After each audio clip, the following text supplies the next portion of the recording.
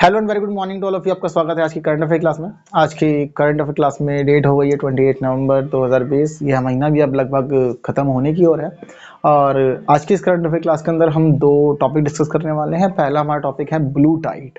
Blue Tide यानी कि नीला ज्वार। यह एक ज्योग्राफिकल टर्म होती है। ज्योग्राफिकल टर्म में हम अमूमन यह देखते हैं कि जो तटीय क्षेत्र होते हैं वहाँ पर जल लगातार स्तर बदलता रहता है। कहीं थोड़ा सा वह ऊपर होता है, कभी वह नीचे होता है। तो एक ज्योग्राफिकल टर्म है, थोड़ा सा इसके बारे में जानेंगे और फिर जो ब्लू टाइड हुआ है उसको लेकर डिस्कस करेंगे। वहीं हमारा दूसरा टॉपिक है gender equality in science. Bharat अब साइंस के क्षेत्र के अंदर जेंडर इक्वालिटी को लेकर के अलग अलग प्रयास करने की कोशिश कर रहा है। नई नई कोशिशें की जा रही है। तो ऐसी स्थिति में कहीं ना कहीं ज़रूरी है कि हम इस टॉपिक को भी अच्छे से समझे जाने। तो इसी के साथ हमारा जो पहला टॉपिक है पहले हम उसको ले लेते हैं और उससे जुड़ी हुई जो भी बातें हैं उनको समझने की कोशिश करते हैं। तो पहला हमारा टॉपिक ब्लू टाइड है। टाइड का मतलब क्या होता है? टाइड का मतलब होता है ज्वार और ब्लू का मतलब होता है नीला। तो हम नीले ज्वार को लेकर के बात करने वाले हैं। अगर आपने ज्योग्राफी पढ़ी है तो आपने ज्योग्राफी के अंदर ज्वार के बारे में पढ़ा होगा। ज्वार मुख्य रूप से क्या होता है कि ये चंद्रमा के गुरुत्वाकर्षण से प्रभावित होता है। चंद्रमा क्या करता है, कभी जिस भी समुद्र तट के ऊपर चंद्रमा मौजूद होगा उस जगह पे क्या होता है, वो बाकी क्षेत्रों से जो समुद्र का जल होता है वो अपनी तरफ को खींचता है। ऐसी स्थिति में क्या होता है कि जो भी तट वहां होगा उस तट के ऊपर जल का स्तर बढ़ जाएगा। जब कभी भी ऐसा होगा तो उसको ज्वार की स्थिति कहते हैं। यहाँ कई बार उच्च ज्वार, निम्न ज्वार, सामान्य ज्वार, इस तरह की स्थितियां अमूमन देखी जाती हैं। ऐसी चीजें होती हैं। लेकिन एक टर्म हमने यह देख रहे हैं, नीला ज्वार।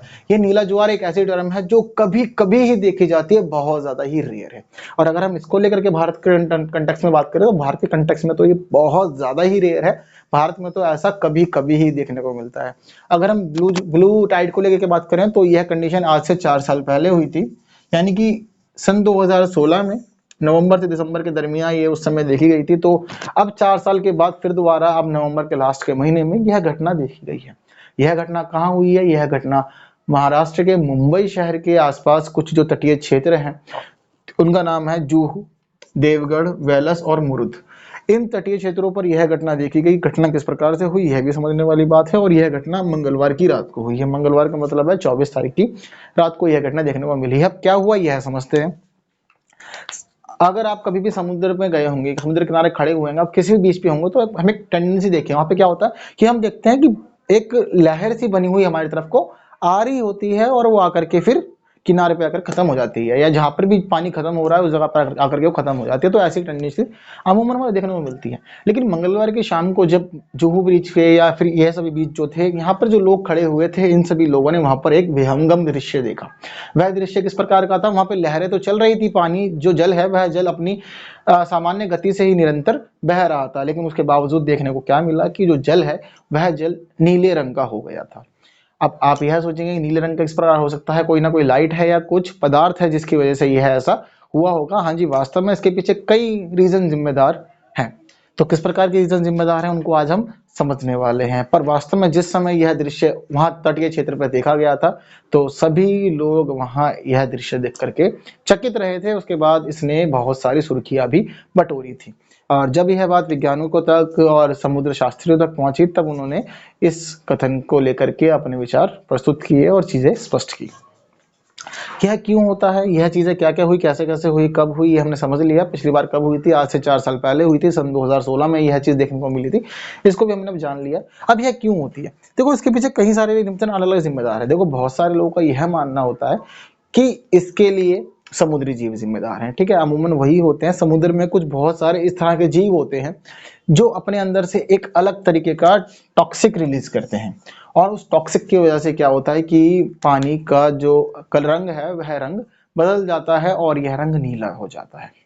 लेकिन यह क्यों हो रहा है? कई लोगों के विचार इस प्रकार से आए हैं कि समुद्र के अंदर कुछ इस प्रकार के जीव जंतु होते हैं जो भयभीत हो जाते हैं। कभी भी अगर उनको ऐसा लगता है कि उनके ऊपर खतरा है या कुछ भी गलत चीज होने वाली है, वह किसी चीज से भयभीत हो जाते हैं, खतरा महसूस करते हैं, तो ऐसी स्थिति में वह खुद को बचाने के लिए यह टॉक्सिक रिलीज करते हैं, यह प्रकाश छोड़ते हैं।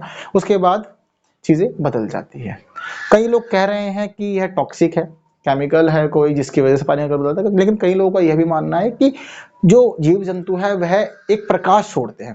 देखो हमने हमेशा एक चीज देखी है अपनी लाइफ के अंदर कि बहुत सारे जीव जंतु ऐसे होते हैं जिनका अपना प्रकाश होता है। पर फर्क कितना होता है, फर्क सिर्फ इतना होता है हमने रातों में उनको देखा है। जुगनू एक ऐसा जीव है जिसके बारे में ये कथन बहुत ज्यादा ही प्रचलित है कि वह चमकता है। यानी हमने कई बार देखा जब जुगनू रातों को उड़ते हैं तो उनका अपना ही प्रकाश होता है, जिनको सभी लोग देखना बहुत ज्यादा पसंद करते हैं। बड़ा ही मनमोहक और आकर्षक दृश्य वह होता है।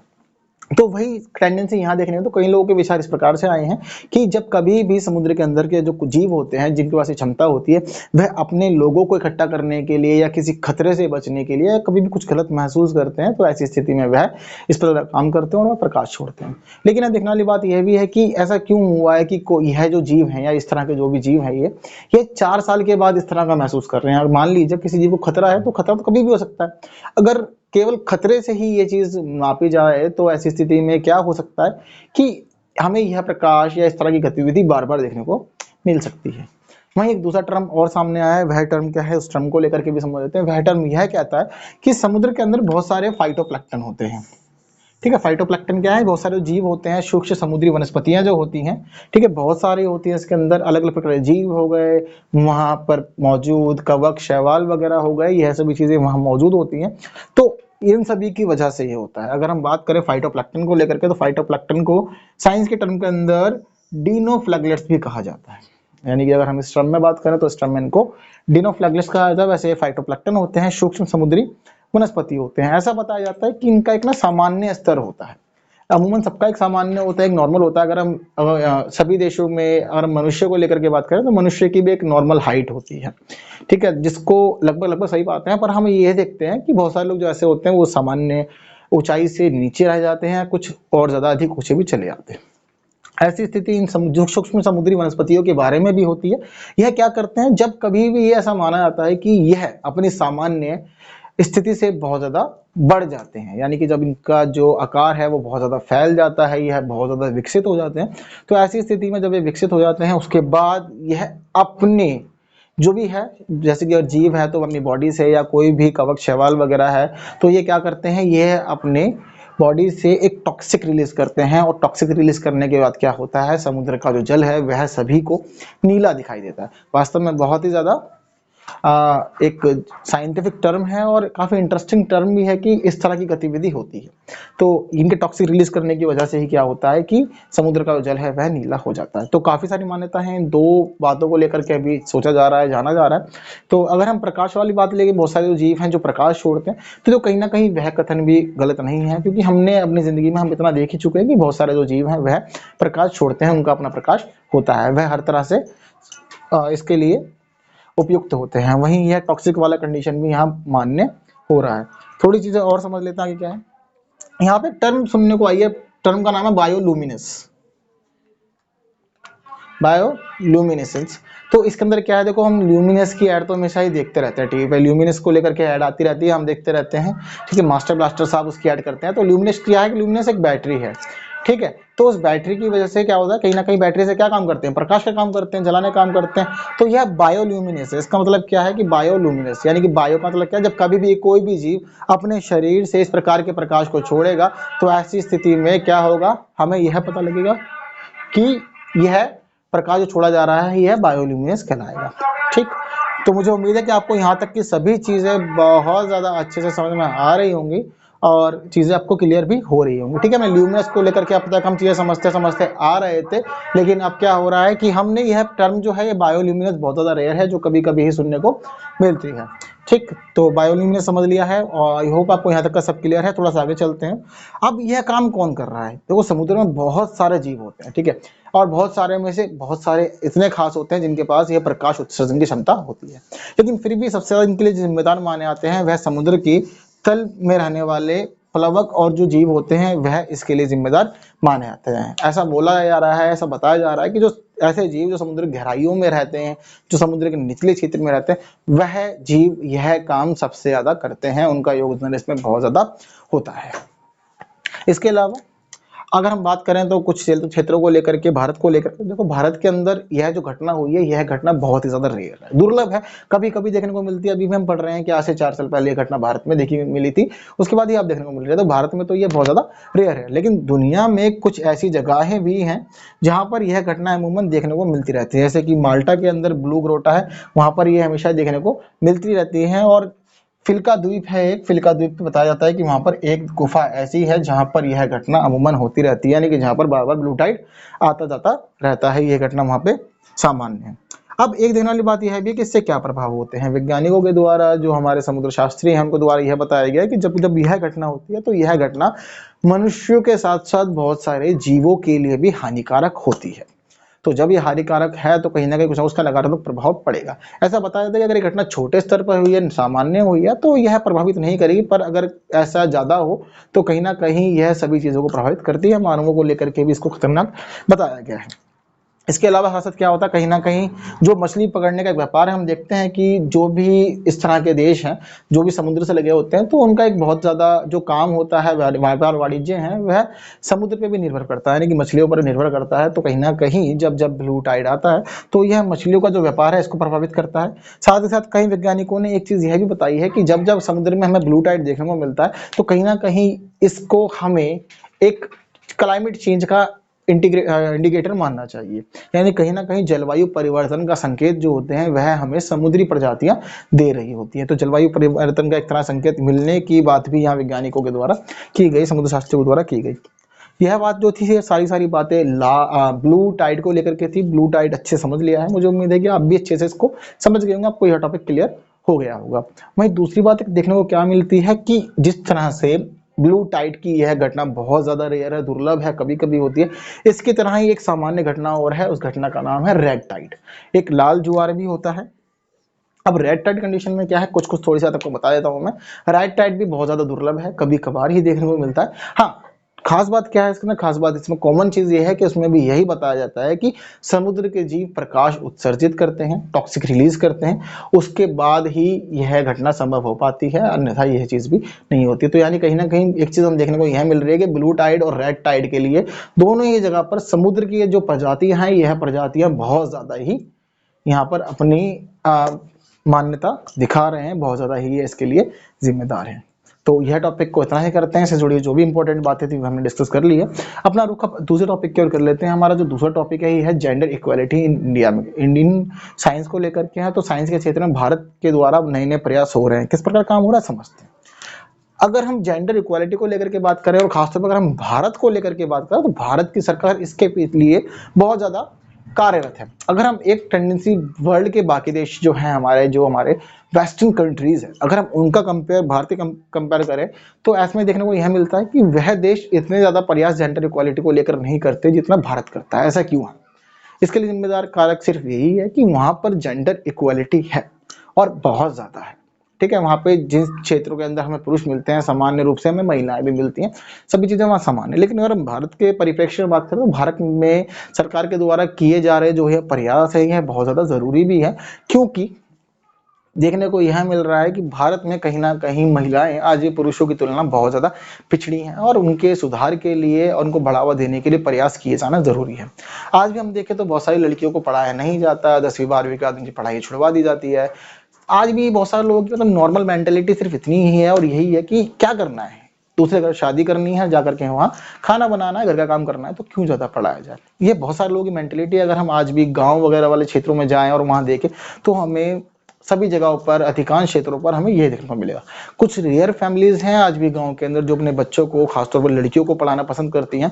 शहरों में बात करें तो टेंडेंसी बहुत ज्यादा बदल गई है, चीजें सुधर गई, लेकिन फिर भी एक चीज जो नहीं बदली है वह यह है कि 21, 22, 23 साल जो नॉर्मल एज है, इस एज पे आने के बाद चाहे लड़की के पास अच्छी जॉब हो या ना हो, लेकिन उसकी शादी करवाने के लिए उस पर प्रेशर किया जाता है और शादी करवा भी दी जाती है। एक नॉर्मल टेंडेंसी एक बनी है, भी वही है। तो कहीं ना कहीं बहुत सारे कारक जिम्मेदार हैं, हमारा इतिहास जिम्मेदार है, संस्कृति जिम्मेदार है, जिसकी वजह से आज भी महिलाएं कहीं ना कहीं पुरुषों की तुलना में बहुत ज्यादा पिछड़ी हैं और वह सभी क्षेत्रों में अपना बहुमूल्य योगदान नहीं दे पाती। तो इसी वजह से कहीं ना कहीं साइंस के क्षेत्र में भी यह देखने को मिला है कि महिलाएं बहुत ज्यादा आगे नहीं है, पुरुषों के समान नहीं है। तो कहीं ना कहीं सरकार ने महसूस किया कि जेंडर इक्वालिटी पे काम किया जाना यहाँ भी जरूरी है। तो उसको लेकर के क्या हो रहा है, सरकार अब एक नई विज्ञान प्रौद्योगिकी और एक नवाचार नीति तैयार कर रही है। ठीक है, science technology and innovation policy government तैयार कर रही है। किस लिए तैयार कर रही है? इसका तैयार करने का उद्देश्य केवल इतना ही है कि इस क्षेत्र के अंदर महिलाओं की यह जो भागीदारी है यह बढ़ाई जा सके। तो महिलाओं की भागीदारी बढ़ाने को लेकर के यह काम हो रहा है, और यहाँ पे भारत की मदद कौन कर रहा है? यहाँ भारत का खास तौर पे हेल्प हो रही है यूनाइटेड किंगडम की वजह से तरफ से। तो यूके बहुत ज्यादा भारत की इस क्षेत्र में मदद कर रहा है। यूके किस प्रकार से मदद कर रहा है? यूके के अंदर एक ना प्रोजेक्ट चल रहा है। यूके का अपना एक प्रोजेक्ट है, प्रोजेक्ट का नाम है एथेना स्वान चार्टर। वहां पर यह काम चल रहा है बहुत ज्यादा। और ये जो एथेना स्वान चार्टर है, यह एक मूल्यांकन और मान्यता कार्यक्रम है। तो भारत क्या कर रहा है? भारत की अब यह महिलाओं की भागीदारी बढ़ाने के लिए यूके पूरी तरह से मदद कर रहा है। तो जो प्लान भारत में अब लॉन्च किया जाने वाला है, यह बहुत ज्यादा एथेना स्वान चार्टर के ऊपर ही यह बेस्ड है। तो किस क्षेत्र में काम किए जाने की उम्मीद है? Science, technology, engineering, mathematics and medicine, इन 5 क्षेत्रों में बहुत ज्यादा काम किया जाएगा, जिसको लेकर के भारत अब प्रतिज्ञाबद्ध है और कार्य लगातार कर रहा है। तो अब किस चीजों की बहुत ज्यादा बात हो रही है, तो अब यहाँ पर क्या हो रहा है कि जो यह एथेना स्वान चार्टर है, इसके अंदर पार्टिसिपेट एंड एनालिस्ट की इन्होंने नीति अपनाई है, जिसको लेकर के यूके में काम चल रहा है। और वही सेम चीज है भारत में भी होने वाली है। यूनाइटेड किंगडम का यह जो एथेना स्वान चार्टर है, मैं ये बता देता हूँ कि किस प्रकार से काम करता है। इसके अंदर ये क्या करते हैं, जो बहुत बड़ी बड़ी अलग अलग जो शैक्षिक संस्थान होते हैं, अनुसंधान संस्थान होते हैं, वह क्या करते हैं? पार्टिसिपेट करते हैं। पार्टिसिपेट करने के बाद बहुत सारा अलग अलग डाटा कलेक्ट करते हैं। अलग अलग डाटा कलेक्ट करने के बाद यह क्या करते हैं? उसका एनालिसिस करते हैं और ये देखते हैं कि जो किए गए काम है वह किस हद तक कामगार सिद्ध हुए हैं, सफल हुए हैं, और उसको लेकर के आगे बात की जाती है। तो अब यही सेम चीज भारत में आने वाली है। भारत में जो प्लान आ रहा है उसका नाम क्या है? गति नाम है उसका, GATI। GATI का मतलब क्या है? Gender advancement through transforming institution. इसको यहाँ पर एक्सेप्ट किया जा रहा है। बहुत सारा प्लान जो है, इसका ड्राफ्ट पूरी तरह तैयार हो चुका है। तो gender advancement through transforming institutions को लेकर बात की जाने वाली है। यह बताया जा रहा है कि भारत के अंदर शुरुआत में यह जो कार्यक्रम है, यह 25 संस्थानों में शुरू किया जाएगा। सबसे पहले 25 संस्थान भारत के चयनित किए जाएंगे इस काम के लिए। और सबसे पहले जो 25 संस्थान होंगे, यह अपने अंदर ही चेक करेंगे कि हमारा जो कॉलेज है, इंस्टीट्यूट है, जैसे हमारा संस्थान है, इसके अंदर जेंडर इक्वलिटी का लेवल क्या है। जेंडर इक्वलिटी का लेवल का मतलब क्या है कि टीचर किस प्रकार से है, यानी कि हमारे पास मेल कितने हैं, फीमेल कितने हैं, रेशियो क्या चल रहा है। इसके बाद यह भी देखना जरूरी है कि हमारे पास बच्चे किस प्रकार से हैं, उनका मेल रेशियो क्या है, फीमेल रेशियो क्या है, वो चीज भी वहां देखी जाएगी, उसका एनालिसिस किया जाएगा। तो कहीं ना कहीं इसके बाद जब डाटा मिलेगा तो आगे से प्रयास किए जाएंगे कि जेंडर इक्वलिटी बने, जिस प्रकार से मेल शामिल हो रहे हैं उसी तरह से फीमेल्स को भी शामिल किया जाए और चीजों को बढ़ावा दिया जाए। तो शुरुआत के लिए यहाँ 25 संस्थानों को इसमें भी रखा है कि शुरुआत में 25 संस्थान रहेंगे, जिसके बाद धीरे धीरे इसको बढ़ाया जाएगा। पूरे भारत में धीरे धीरे इसको किया जाएगा लागू। बाकी इसके अलावा यूनाइटेड किंगडम से बहुत सारी जो अलग अलग संस्थाएं हैं, यह भारत की मदद करने वाली। ब्रिटिश काउंसिल का इसमें खास तौर पर नाम है। ब्रिटिश काउंसिल से मुझे उम्मीद है कि शायद हम सभी परिचित हैं। बहुत ज़्यादा फेमस ऑर्गेनाइजेशन है। तो ब्रिटिश काउंसिल भी भारत की इस मामले में मदद करने वाले हैं। तो कहीं ना कहीं हमें उम्मीद है कि अब जेंडर इक्वलिटी के मामले में अथक प्रयास होंगे और यह प्रयास सफल भी होंगे। और जो भी इंपॉर्टेंट बातें थी, एक इंपॉर्टेंट टॉपिक था, कुछ चीज़ें डिस्कस करनी थी हमें इसके बारे में, तो इसको हमने आज की क्लास में डिस्कस कर लिया है। मुझे उम्मीद है कि आपको यह दोनों ही टॉपिक काफ़ी अच्छे से समझ में आए होंगे और आपने इससे जुड़ी हुई बातों को जाना होगा। बाकी ये प्लान जिस प्रकार से भारत में लॉन्च होता है, आगे चीज़ें बढ़ती है, आने वाले समय में भी हम इसको अपनी क्लास में डिस्कस करेंगे। एंड आज की क्लास के लिए बस इतना ही। फिर मिलते हैं नए एक वीडियो में कुछ नए टॉपिक डिस्कस करने के लिए। तब तक आप वीडियो को लाइक करें, बाकी लोगों के साथ शेयर करें। And thank you so much for watching this video.